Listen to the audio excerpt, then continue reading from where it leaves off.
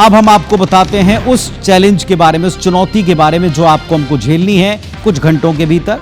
अगर आपका बैंक, बीमा, डाक विभाग से जुड़ा कोई भी जरूरी काम है तो कल का दिन आपको थोड़ा सा परेशानी भरा रह सकता है। बुधवार का दिन, तारीख होगी 9 तारीख। दरअसल देश की 10 ट्रेड यूनियंस ने 9 जुलाई को देशव्यापी हड़ताल का ऐलान किया है और इससे जुड़े तमाम जो दफ्तर हैं वो सब के सब प्रभावित रहने वाले हैं। 25 करोड़ से ज्यादा कर्मचारी इस हड़ताल का हिस्सा होंगे।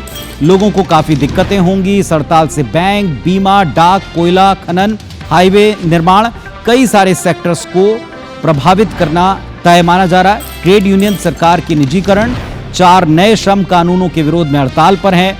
ट्रेड यूनियन का आरोप है कि सरकार की नीतियां मजदूर विरोधी, किसान विरोधी हैं, कॉरपोरेट को समर्थन देती हैं, उस हिसाब से नीतियां बन रही हैं। ये आरोप वैसे पुराने हैं पर इन पर नए सिरे से पॉलिटिक्स हो रही है। बताते हैं आपको कि इस हड़ताल को लेकर किस किस तरह के असर पड़ सकते हैं और कहां कहां इसके असर हो सकते हैं। जरा देखिएगा कि कहां कहां इसके असर पड़ सकते हैं।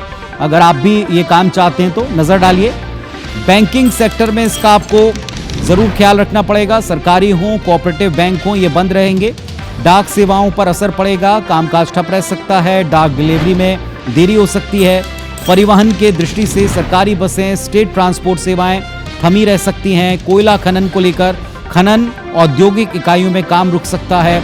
बीमा सेक्टर में LIC और बाकी की बीमा कंपनियों में कामकाज प्रभावित रहेगा। क्यों है ये भी समझ लीजिए।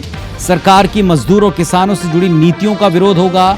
कॉरपोरेट्स को फायदा पहुंचाने का आरोप लग रहा है। निजीकरण की खिलाफत हो रही है। ठेका प्रथा को बढ़ावा देने की खिलाफत हो रही है।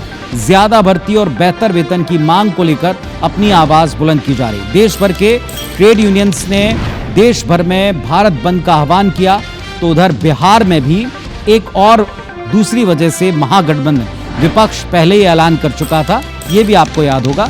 ये भी आपको बता दें कि चुनाव आयोग का जो वोटर लिस्ट वेरिफिकेशन है, इस पर बिहार बंद का आह्वान विपक्ष कर चुका है। इसकी तैयारी बाकायदा कर चुका है।